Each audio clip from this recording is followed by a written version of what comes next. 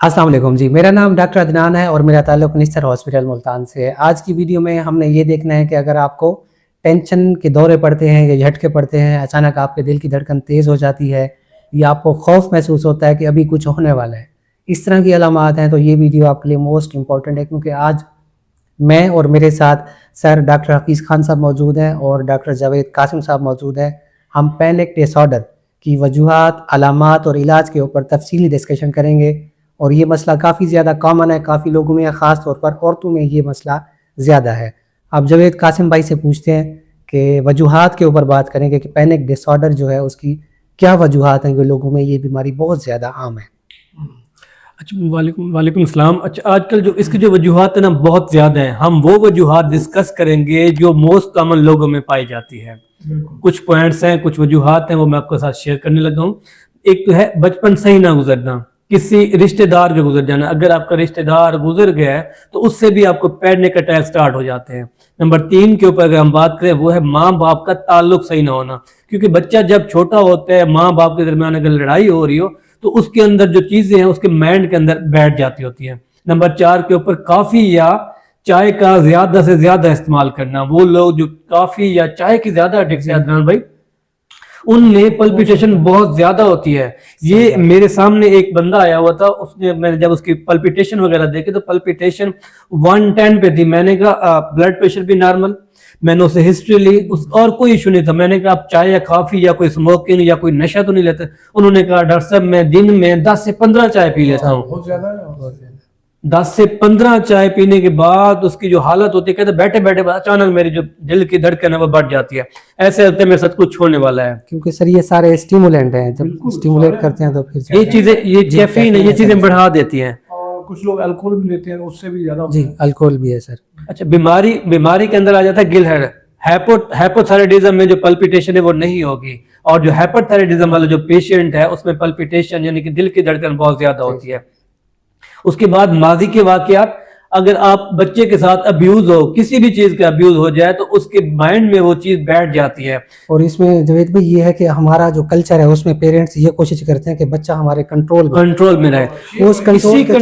इसी कंट्रोल की वजह से जो है बच्चा एक तो डिस्ट्रैक्ट हो जाता है, ज़हनी तौर पे ना मफलूज हो जाता है, क्योंकि ये बचपन के अंदर अगर आप बच्चे के साथ शफकत के साथ पेश आते हैं तो वो आपके साथ अटैच रहेगा। अगर आप उसके साथ गुस्सा करते हो, उससे क्या होता है, बज़ाहिर तो ऐसा लगता है बच्चा आपके साथ अटैच है, बट उसके दिल के अंदर आपसे नफरत बढ़ना आखिरकार नफरत बढ़ जाती है। वो चाहते हैं कि मैं बस जल्दी इस घर से निकल जाऊं। और इसमें जावेद भाई बाकी दिल की कुछ बीमारियां हैं, जैसे माइट्रल वाल्व प्रोलैप्स है जी बिल्कुल, या एरिथमियाज हैं। एक है वेस्टिबुलर डिसऑर्डर, कान का सर कोई बीमारी है वेस्टिबुलर, उसमें भी जो है ना, क्योंकि पेशेंट को डर लगता है कि मुझे चक्कर आ रहे हैं, कुछ होने वाला है, उस खौफ की वजह से उसको। और कुछ लोग सेंसिटिव भी होते हैं जी। मिसाल के तौर पे आप सफर कर रहे हैं, सफर के दौरान आपने कुछ ऐसा देख लिया, किसी का एक्सीडेंट आपने देख लिया, उसी टाइम आपको जो धड़कनें बढ़ जाती है, या तो आपको वोमिटिंग में स्टार्ट हो जाएगी या ऐसे लगे कि बस मुझे उतारो, वहीं पे बंदा बेहोश हो जाता है। बिल्कुल ऐसे ही मेरे पास एक बच्चा आता है, पिछले सर्दियों की बात है, वो घर से सफर करके अपनी शॉप पे जा रहा था ना, रास्ते में उसके सामने एक एक्सीडेंट हुआ। एक्सीडेंट की वजह से वो बच्चा वहीं पे बेहोश हो गया। उसको उठा के ले आए कि डॉक्टर साहब हमारे बच्चे के साथ, ये बच्चा भी नौजवान 20-22 साल का था।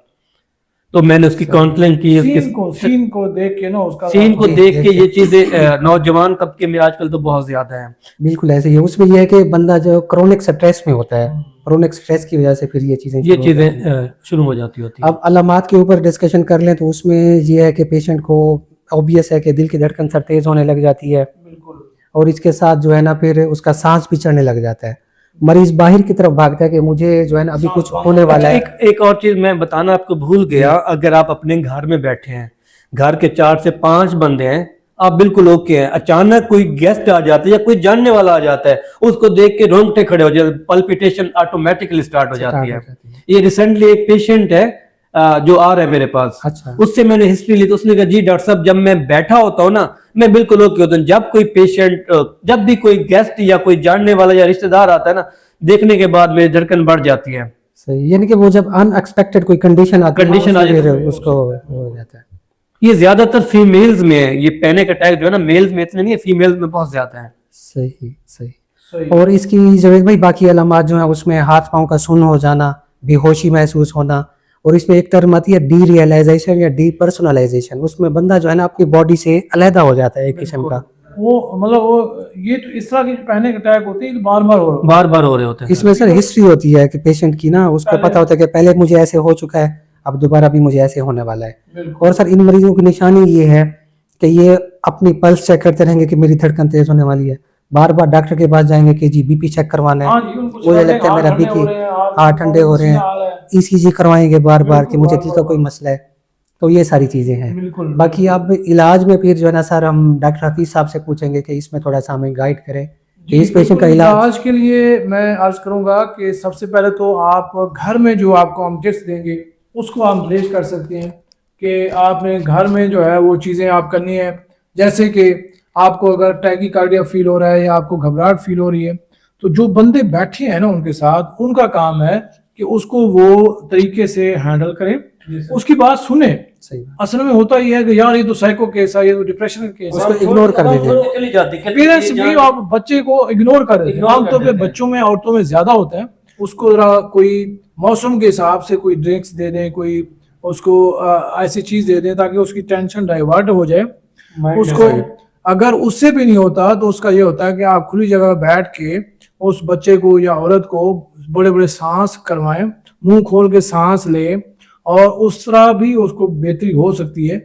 उसके बाद अगर उससे भी नहीं होता तो इसका एक नाक से लें, दूसरे नाक से थोड़ा सा उसको होल्ड करें सांस को, उसको भी आप कर सकते हैं। जैसे ये मैं आप इसको कर रहा हूँ, ऐसे करके एक नाक को बंद करें, आप दोनों को बंद कर रहे हैं ऐसे, तो आप गिनते रहे 1 2 3 4, इस तरह एक ये जो चीजें हैं ये करने से आपके धड़कन जो है, हार्ट जो है वो बेहतर हो सकता है। और इसी तरह आपने मुंह खोल के भी ले सकते हैं। और अब यानी अपने आप को जो टेंशन है कोशिश करें कि ये आप समझ लें कि आपकी कोई बीमारी ऐसी नहीं है जिसका इलाज ना हो। सबसे पहली बात तो ये है।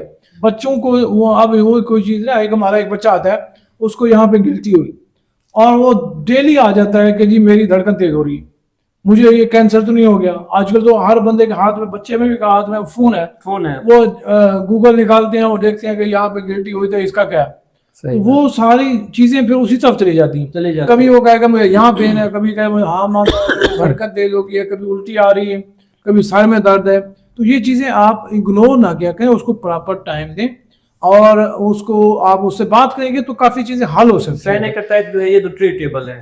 ट्रीटेबल है, आप पूरे टाइम देना अपने बंदे को, ओवरकम करना है उसको। ये सारी जो होम टिप्स है ना, इनको तो आपने पहले करना है, मेडिकेशन पे आगे जाके उसका जी सर। इसमें और एक चीज है, जैसे सर आपने बहुत अच्छी बात की है कि हम कोई भी सिम्टम आए तो उसको गूगल करने लग जाते हैं, गूगल करने जाते हैं। तो बिहेवियर चेंज करने में जैसे ये है कि आपको अगर महसूस हो रहा है कि धड़कन तेज हो रही है तो आपने चेक नहीं करना, बार बार बीपी चेक नहीं करवाना। बिल्कुल। अगर आपको लगता है कि बाहर जाना चाहिए या कोई काम करना चाहिए तो उसको आपने थोड़ा सा रोकना है ताकि आप डर को ऐसा ऐसा कम करें। काम करना। और कोई भी सिम्टम आए तो उसको गूगल नहीं करना, जैसे सर ने अभी बताया। बिल्कुल। इसी तरह तो और ज्यादा गूगल करता है तो वहां से फिर सेल्फ ट्रीटमेंट स्टार्ट करता है। सेल्फ ट्रीटमेंट फिर वहां पे ये है कि उसमें अब आपने पूछा है कि इस मसले के क्या क्या बीमारी हो सकती है, फिर उसमें जो नेगेटिव चीज होगी आपका जहन उसको पहले पिक करेगा, पहले पिक करता है, पॉजिटिव को आप पिक ही नहीं करेंगे। तो इसलिए आपने गूगल भी नहीं करना। अब जैसे हमारे होता था पहले मैन ऑफ हॉस्पिटल, तो वो जो बंदा देखता है एफएससी में वो मैन ऑफ हॉस्पिटल वाली बात आ जाती है। वो बंदा जब देखता है वो यार ये भी है, ये भी है, ये सारी बीमारी अपने अंदर पाड़ लेते हैं। इसलिए ये जो है काम डॉक्टरों का है, तो वो आपको ऑब्जर्व करेंगे। आपने गूगल किया तो काम खराब हो गया।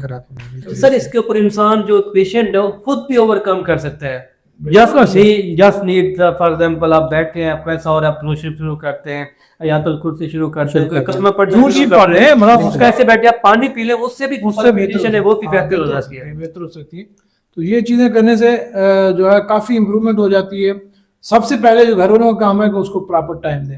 अगर वो टाइम देंगे तो ये नौबत नहीं आती जी, अक्सर ये होता है। और उसके बाद सर ऑफिस में अगर पेशेंट हमारे पास आता है तो उसको हम कौन सी चीजें समझा सकते हैं कि जी आपने उसको यही चीजें आपने पहले तो ये इंश्योर करवाएं कि यार ये बीमारी नहीं है। अगर वो बच्चा काउंसलिंग करें सर, उसकी काउंसलिंग सबसे अहम चीज, काउंसलिंग करें। उसकी जो है लाइफस्टाइल को जो चेंजेस हैं वो उसको करवाएं।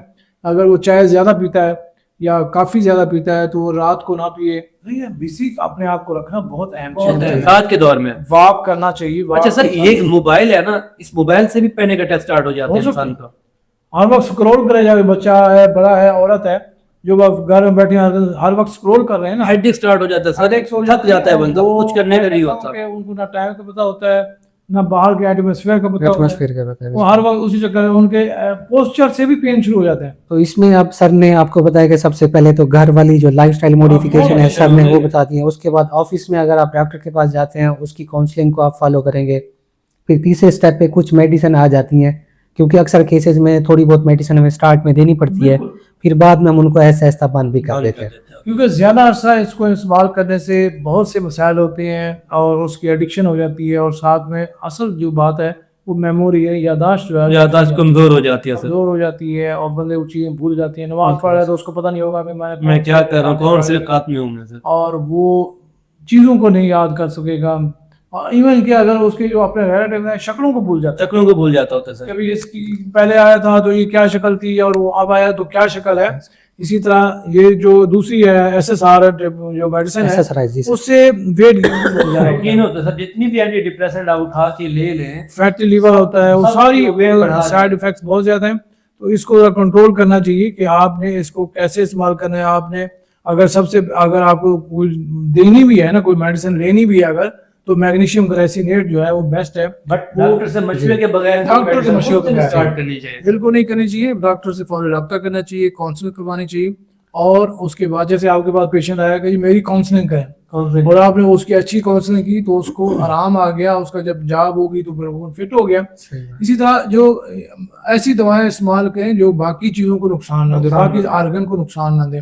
तो जैसे मैग्नीशियम ग्लाइसिनेट जो है ये एक नई चीज़ आई है, इसके जो छोटे छोटे पेन है बॉडी के वो भी ठीक हो जाते हैं। सही। और आपकी जो स्लीप, क्योंकि अगर आपकी स्लीप बेहतर है तो आप तो अब ये देखिए कि आपको 7 से 8 घंटे तो मिनिमम स्लीप है। जी सर। अगर जो बंदा छोटा, औरत बड़ी है या मर्द है जो भी है, वो अगर ये रहता है तो नींद पूरी करता है तो उसको इतना बीमारियां प्रॉब्लम नहीं होते, क्योंकि नींद बहुत जरूरी है सर लाइफस्टाइल में। इम्पोर्टेंट।